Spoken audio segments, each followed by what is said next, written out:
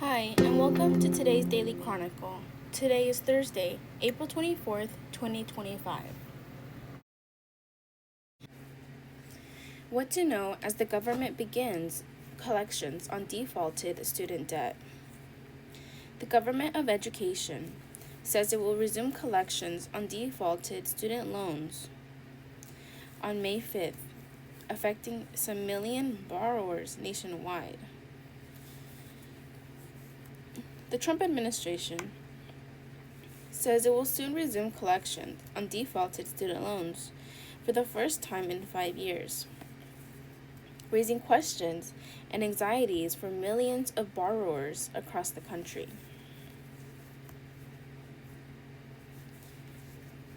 The Department of Education announced Monday that its Office of Federal Student Aid will resume collections on May 5th, meaning it can start taking funds out of borrowers' tax refunds.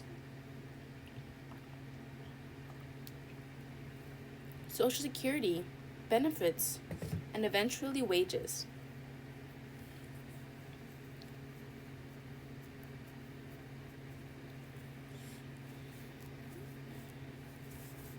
Together, these actions will move the federal student loan portfolio back into repayment, which benefits borrowers and taxpayers alike, Education Secretary Linda McMahon said.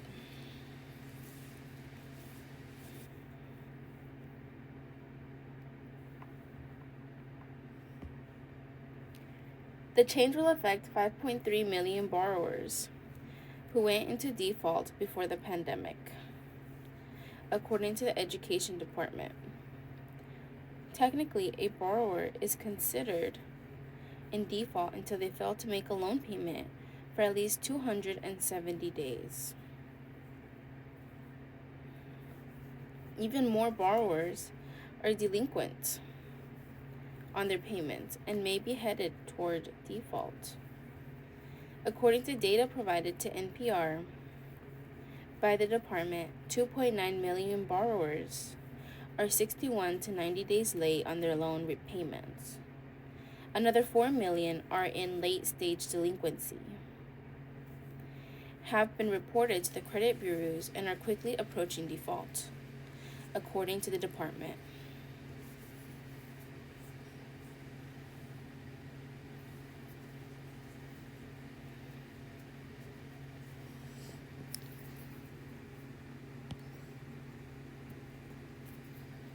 Most borrowers, they're not in danger of the delinquency today, but in 5 months, they could be, says Scott Buchanan, Executive Director of nonprofit trade group, Student Loan Servicing Alliance. And so taking action today is pretty important. In a press release on Monday, the Education Department said it will send notices of wage garnishment, seizing up to 15% of a borrower's disposable income. Later this summer, in the meantime, it is urging borrowers in default to start making monthly payments or to enroll in an income-driven repayment plan. It is totally reasonable that people would be scared and confused and overwhelmed by the prospect of paying hundreds of thousands of dollars a month that they don't have, says Mike Pierce, Executive Director of the Student Borrower Protection Center. Many families are already struggling to get into today's turbulent economy, especially with tariffs making many goods more expensive. On top of that, he says families with student debt could soon start seeing some of their paycheck or Social Security disappear. NPR spoke to experts about borrowers' options and the consequences they could face as collections resume. Here's what to know.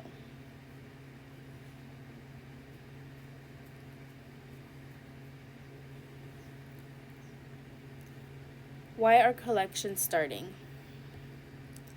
Nearly 8 million federal student loan borrowers were in default when the pandemic and accompanying economic downturn started. The first Trump administration announced in 2020 that it would pause collections on defaulted student loans for at least 60 days. By the middle of 2020, no one is having their credit damaged. No one is having their paychecks seized. No one is having their public benefits seized, Pierce adds. And that's where things have been now for about 5 years. The Biden administration, which tried with mixed success to forgive federal student loan, repeatedly extended the pause on federal student loan payments into October 2023. But even once the payments resumed, collections did not, until now.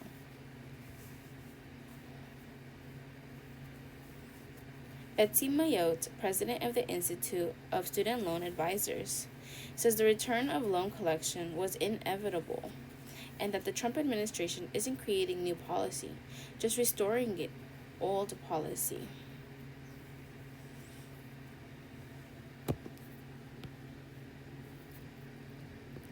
They were always going to start collecting these defaulted loans again.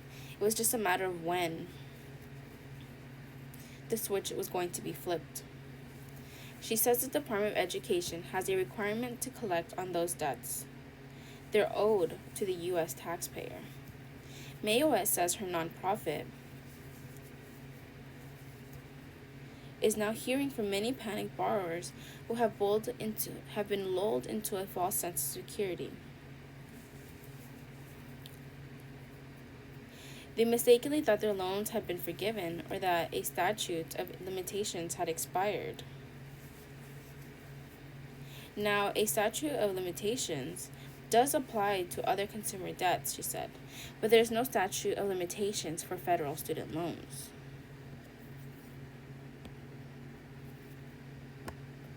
The Trump administration, which is vocally opposed to broad-based student loan forgiveness, said it's taking this step to relieve the burden on American taxpayers. Student and parent borrowers, not taxpayers, must repay their student loans, the Department of Education says. There will not be any mass loan forgiveness.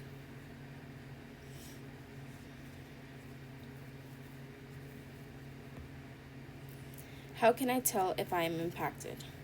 The Department of Education says it will reach out to all borrowers in default before May 5th. Through emails and social media posts reminding them of their obligations and providing resources and support to assist them in selecting the best repayment plan.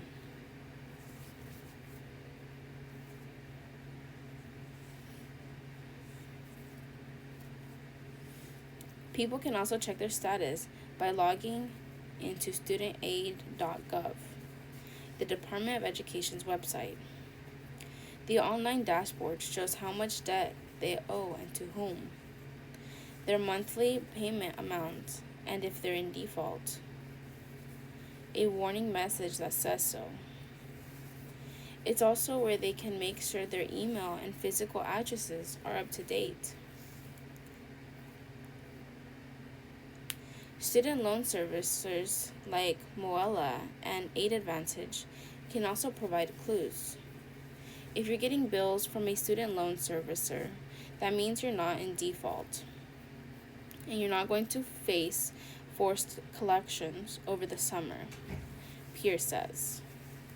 Loan servicers will also send multiple notices by email, snail mail, or phone to borrowers who are delinquent and increasingly at risk of going into default, Buchanan says. Don't ignore the notices. Don't ignore the phone calls, he says. We probably have a solution that can meet you where you are. It will certainly be better than going into delinquency and default. What are my options if I'm in default? There are 3 primary ways people can get out of default. The quickest but hardest is to repay the loans in full.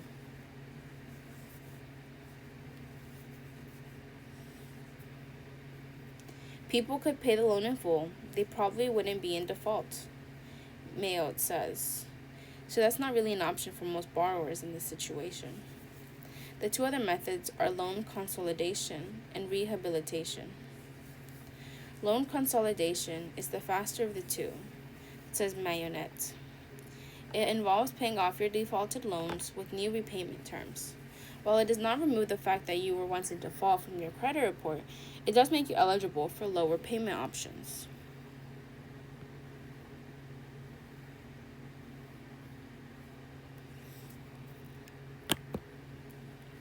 For loan rehabilitation, a borrower must make multiple, typically 9 consecutive on-time payments of an amount that is usually based on their income. Once those are paid, the loan is taken out of default and the default line is removed from the person's credit report. To make matters more complicated, some 8 million borrowers are still waiting to find out if the repayment plan is even legal. The Biden administration's plan, known as SAVE, which bases a person's monthly student loan payments on how much money they make, is currently tied up in the courts. That's all happening at the same time as Secretary McMahon is trying to restart the debt collection machine. Pierce says, so we're worried that borrowers are not going to have a full set of options that help them afford their payments, and are going to have no choice but to sit still and watch their Social Security be seized, watch their wages get garnished.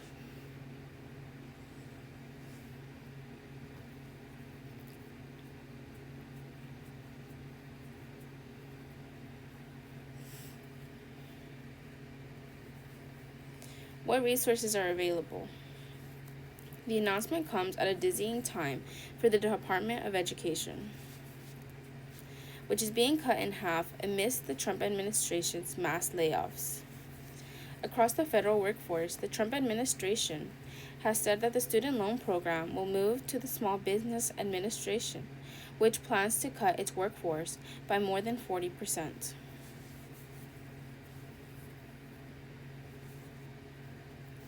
All the disruption and downsizing will likely make it even harder for borrowers to navigate their loans. The layoffs affected a lot of what I call the helpers, Mayotte says. Really overwhelmed, and with everything else going on, the loan servicers are also really overwhelmed.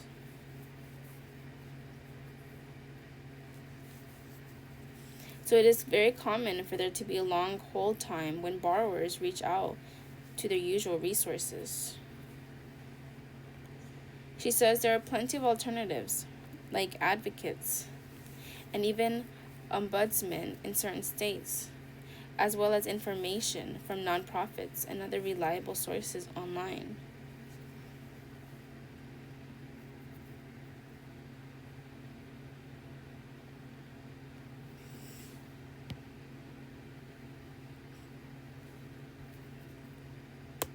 Buchanan encourages borrowers to use a loan calculator on the Federal Student Aid website to get a rough estimate of what their monthly payment and interest choice would look like under different repayment plans to choose the one that is best for them.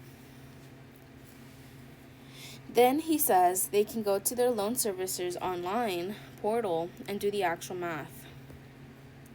He wants to know where there are ways to lower their monthly payments, like economic hardship deferments, especially if they just lost a job or in extreme financial distress.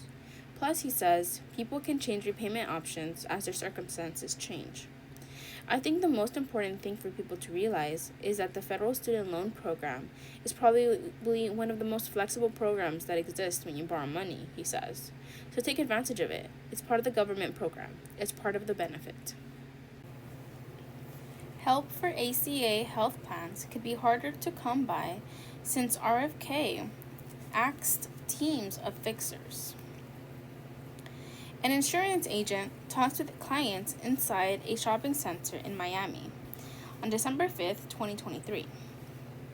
When someone enrolls in an Affordable Care Act plan, they can get help with sticky insurance issues from caseworkers at the federal government.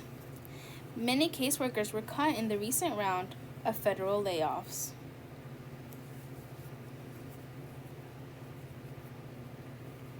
They're the fixers, the ones who step in when Affordable Care Act enrollees have a problem with their coverage. Like a newborn incorrectly left off a policy, or discovering that a rogue broker had signed them up or switched their plan without consent. Specially trained caseworkers help resolve such issues, which might otherwise cause consumers to rack up large doctor bills or prevent them or their family members from getting care. Now, though, the broad federal reduction in force set in motion by the Trump administration has cut the ranks of these caseworkers, slashing 2 out of 6 divisions of caseworkers, according to one affected worker and a former Centers for Medicare and Medicaid Services official familiar with the situation, Jeffrey Grant.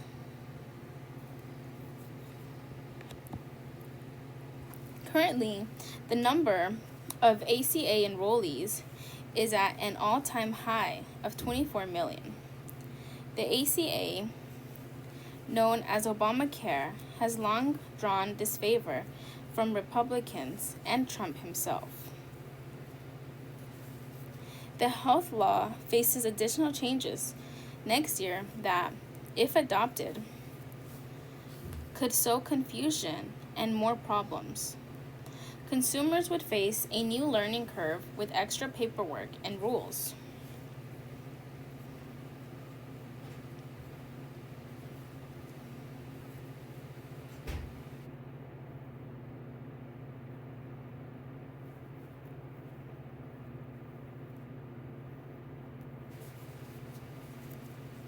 And the caseworker cuts might extend the time needed to resolve any difficulties.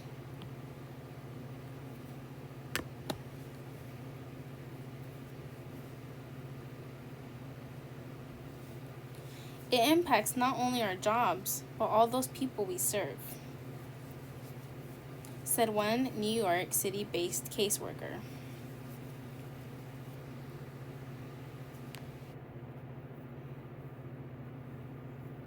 Who was let go in a February 14th purge affecting federal employees in their probationary periods. Usually, we would have, on average, 14 days to take care of a case that was very difficult.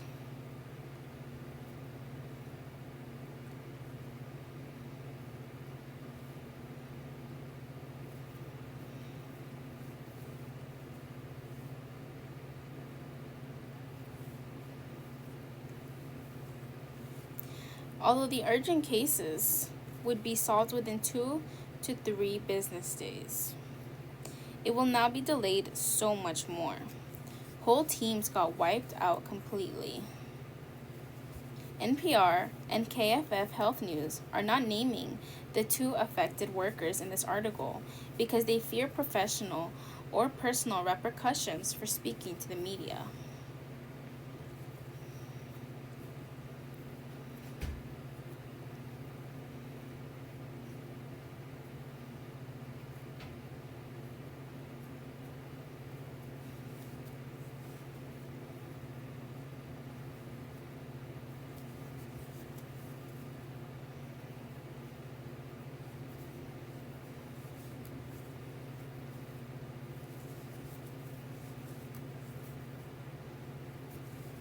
The 2 teams of caseworkers were dismantled in a haphazard fashion that left some employees without an official notice, but locked out of their computers. The cuts have demoralized caseworkers whose jobs demand a grasp of complex and arcane health insurance rules in a little-known government department that most consumers don't interact with.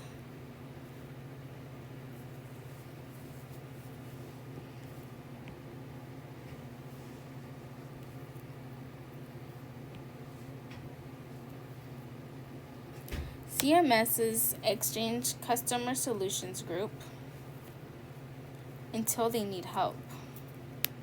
The loss in staffing is going to reduce the ability for people to get through to caseworkers after contacting the marketplace or other organizations for help, said Jackie Kiger, Executive Director of PISGA Legal Services, a nonprofit that provides legal and ACA help for North Carolina consumers.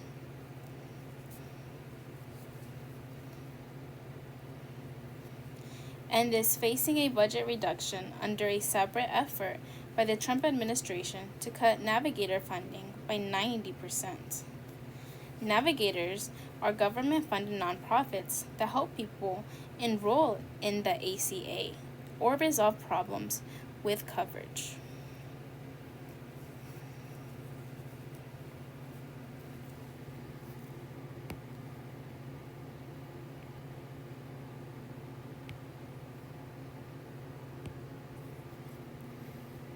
The federal force reduction aims to decrease the number of employees at agencies within the Department of Health and Human Services from 82,000 to 62,000, including Centers for Disease Control and Prevention, the Food and Drug Administration, the National Institutes of Health, and CMS.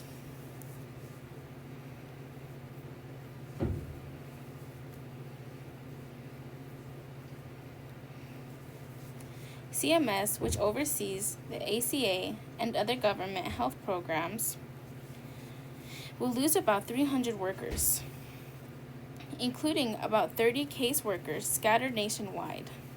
The cuts come amid thousands of other federal job losses, including frontline workers across an array of agencies. From Social Security field offices to the National Park Service.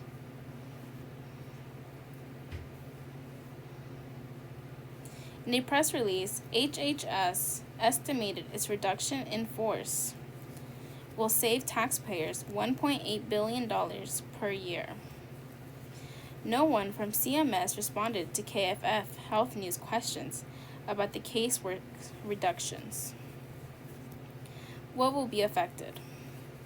When consumers have a problem with their ACA plan, the first step is usually to call the federal or state marketplace where they purchased the coverage. These call centers can handle basic questions about plans purchased on the federal exchange.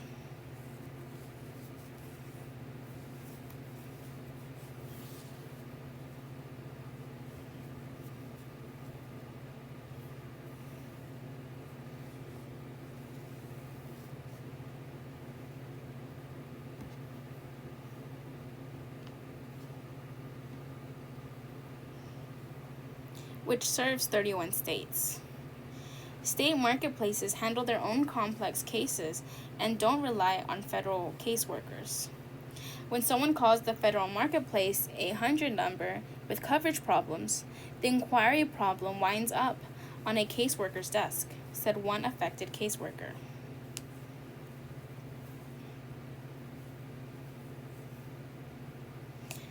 That employee received a reduction in force notice several days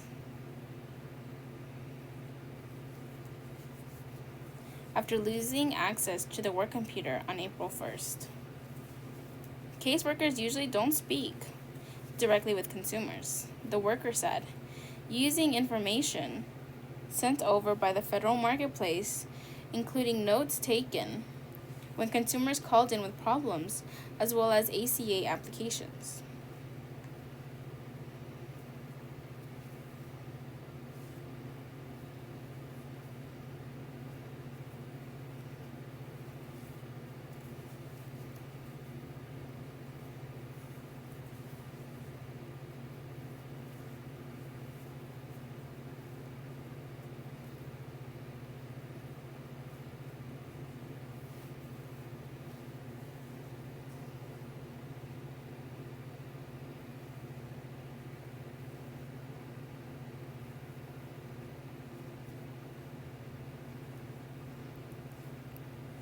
They handle or oversee consumer requests, such as canceling a plan or adding a member.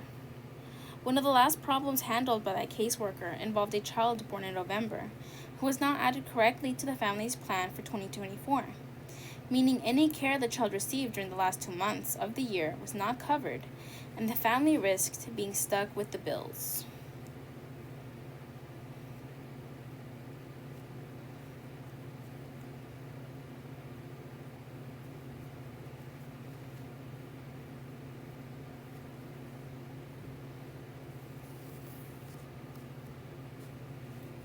The person did everything right, including calling the marketplace within 60 days to report the birth and add the newborn to their coverage, said the worker, who was quickly able to resolve it because it was a marketplace error. The worker, who is now soured on federal employment and will look for a new job in the private sector, said the caseworkers handled an average of 30 issues a day.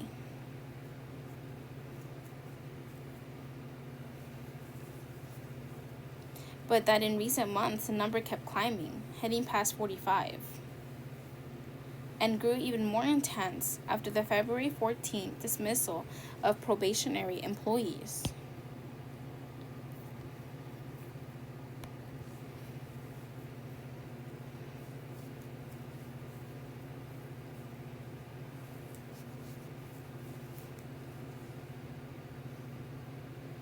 It's not an easy job, the worker said, noting the challenge of constantly evolving rules and policies governing health plans, ferreting out fraud.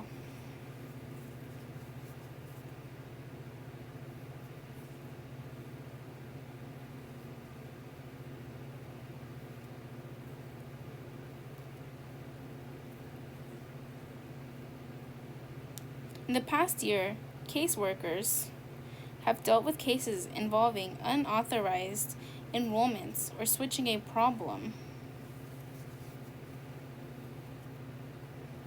that ticked up in the late 2023, according to KFF Health Issues Investigations, and continued through much of last year, resulting in at least 274,000 complaints to SMS through August.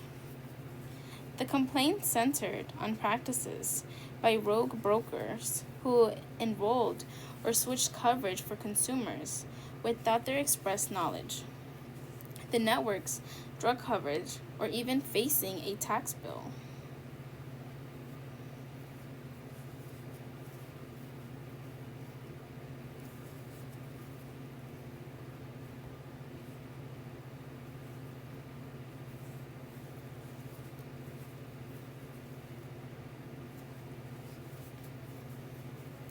Though it is unclear how many complaints fell to a federal caseworker, some improperly switched consumers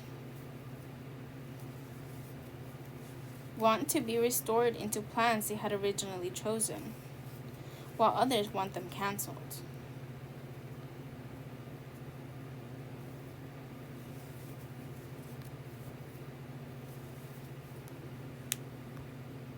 I have seen people who were enrolled, and every 2 or 3 months a broker would switch them to a different plan, said the caseworker, who was locked out in April. The more health plans they were enrolled in, the more difficult it was to handle on the back end. New hires spend months learning the ropes. The New York-based worker, let go in February during her probationary period, said she joined SMS in October and spent 3 months in training. Just about a month after completing the training, she was let go. A bitter irony, she said, because she had sought stability in a job with the federal government, having experienced a layoff during her private sector career. I took a huge pay cut, over $40,000, when I went from private sector into government, said the mother of 3 whose husband serves in the military.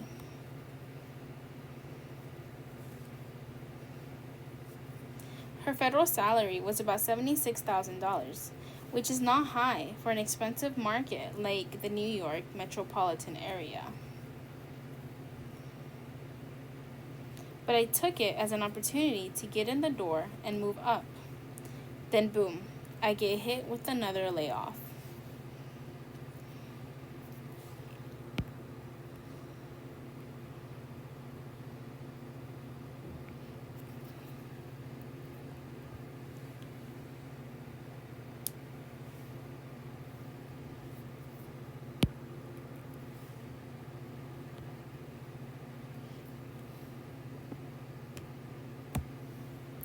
I can only imagine how hard it is for people with 10 to 15 years with the government who are banking on it for retirement, she said.